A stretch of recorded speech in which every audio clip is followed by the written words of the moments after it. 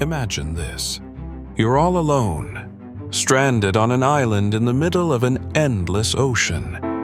No food, no water, and no one to talk to. It's just you and the harsh reality of nature. This is the story of Alexander Selkirk, the real man who inspired the legendary character of Robinson Crusoe. But his story is not just a tale of survival. It's an epic that pushes the limits of the human spirit and redefines what it means to endure. Let's dive into the incredible story of Alexander Selkirk and his 4 years on a desolate island.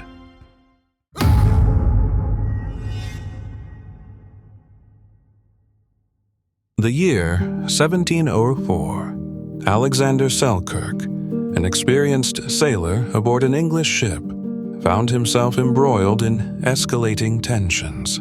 The ship, sailing off the coast of Chile, was in poor condition. Selkirk, convinced that the ship was in a dangerous state, openly declared that he no longer wished to remain aboard. The captain, displeased with Selkirk's defiance, made a drastic decision. Selkirk was to be cast off the ship. But where? Onto the uninhabited Juan Fernandez Island, off the coast of Chile. This decision would alter his destiny forever. When Selkirk was left behind and set foot on Juan Fernandez Island, he felt as if he had stumbled upon a paradise. Vast, lush green meadows and palm trees glistening under the sunlight created a view that seemed almost dreamlike. At first glance, the natural surroundings offered a sense of peace and safety. However, this paradise would soon turn into a nightmare. As sunset approached, Selkirk began searching for a suitable place to spend the night, only to realize the challenges of nature and the crushing weight of solitude. That first night, he lacked even a secure shelter to survive. As darkness fell, memories of the crowded faces aboard the ship he had left behind flashed through his mind. Yet, in that moment, he realized how distant he had grown from those people. Selkirk had only a few belongings: a knife, a musket, and a small amount of food. How he would get through the night seemed impossible to predict. That night, as nature unleashed its power and solitude gripped his soul, Selkirk felt the profound burden of isolation and despair. Despite all the challenges, he resolved to survive. But that night, he also came to understand how deep the abyss of loneliness and hopelessness could truly be. Selkirk realized that the most crucial factor for survival on the island was food. While he initially found plenty of plants in the wild, he needed sources of protein. He quickly learned how difficult it was to survive solely on plants. This realization led him to decide to hunt. At first, he tried hunting using only his musket, but this method wasn't always successful. He then resolved to utilize the resources nature offered. The island was home to many rabbits and birds, which appeared to be potential prey. However, not every hunting attempt was successful, as the animals would quickly flee. Determined to improve his chances, Selkirk devised a more effective method: traps.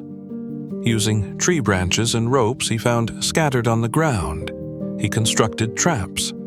He had to use everything nature provided in order to survive. Thanks to these traps, Selkirk had a better chance of securing new prey each day. One day, while searching for a water source, he climbed to a higher area. As he ascended, he noticed a thin stream trickling through the rocks. Following the water's path, he stumbled upon nature's greatest gift, a brook flowing between the rocks. He had found a water source. However, he needed a plan to transport the water back to his cave. As he made his way along the narrow paths between the rocks, lost in thoughts about constructing a water channel, something caught his attention. Faint footprints on the ground. Small, but distinct. The prints hinted that someone had been there before. Selkirk's eyes scanned his surroundings. On top of the rocks, he noticed an area encircled by round stones. It was an old campsite. Near the shore, there were a few abandoned tools and traces of digging. Could there have been other people here once? Was there anyone else still alive? These questions echoed in his mind. For the moment, however, he decided to explore further and uncover more about the island's mysteries. Following more tracks, he made his way toward a deep cave within the rocks. The cave seemed like a sanctuary nature had offered him. As he stepped inside, he realized that this was not just a shelter, but a part of a much larger story. Deeper within, he found more tracks and the remnants of an old fire. Perhaps someone had once lived here. Stone hearths, shaped by human hands, carried traces of a life from long ago. As Selkirk ventured further into the cave, he made another important discovery. Atop the surrounding rocks, a few herds of goats roamed. This presented a valuable opportunity. Goats were among the few creatures that had managed to survive the island's harsh wilderness.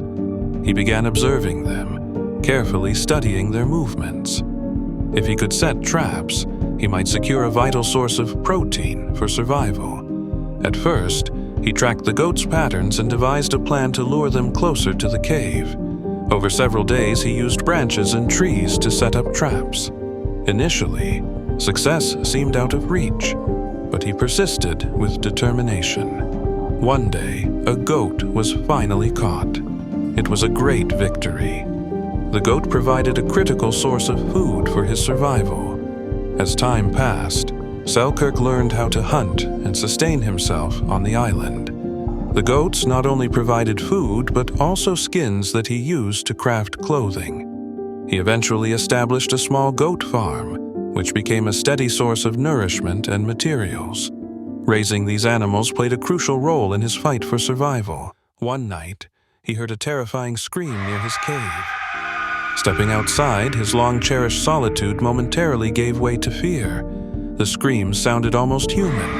However, despite carefully examining the surrounding rocks the next day, he found no trace of their source. He could not determine where the sounds had come from. Was someone really out there? Or was the isolation slowly driving him to madness?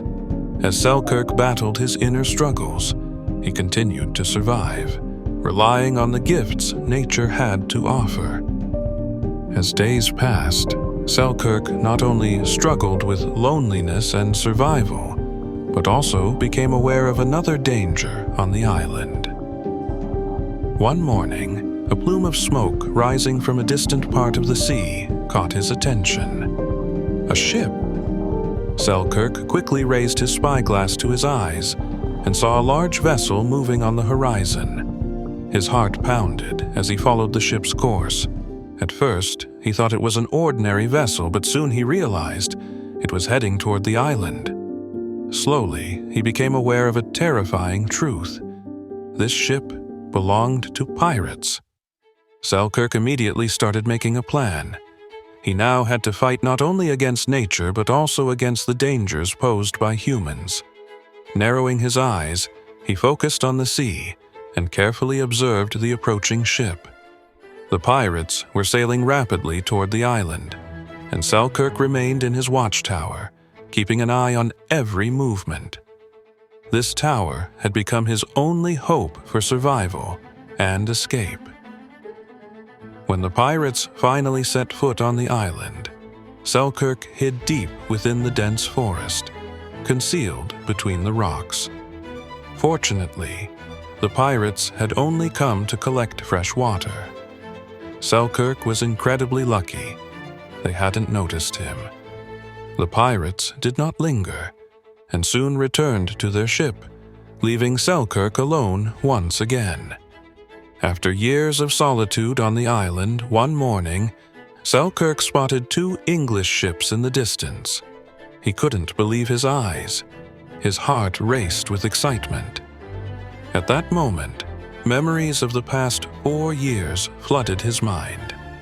He had imagined this moment countless times, and now, at last, it was happening. Without wasting a second, he climbed to the highest peak of the island. As he watched the ships draw closer, his excitement consumed him. Quickly, he built a fire, sending thick smoke billowing into the sky. Selkirk knew this was his last chance, his final hope for rescue. The ships changed course and headed toward the island. At that moment, Selkirk realized that his long-awaited rescue had finally arrived. Tears of joy streamed down his face. He was no longer alone. His salvation marked the end of 4 years of solitude and hardship. As a small boat was lowered from the ship, Selkirk ran toward it with all the energy he had left. He grasped the hands of the crew members who reached out to help him and threw himself into the boat. After returning to England, Selkirk's incredible survival story gained widespread attention. Newspapers of the time published his experiences, making his tale famous among the public. His story later became the inspiration for Daniel Defoe's renowned novel, Robinson Crusoe, published in 1719. However, rather than directly copying Selkirk's experiences, Defoe added fictional elements to create a unique narrative. Following his return, Selkirk continued his life as a sailor. He served in the British Navy and took part in various naval expeditions. His story remained a cultural legacy, symbolizing themes of loneliness and survival. In 1966, the Chilean government officially renamed one of the Juan Fernandez Islands as Robinson Crusoe Island,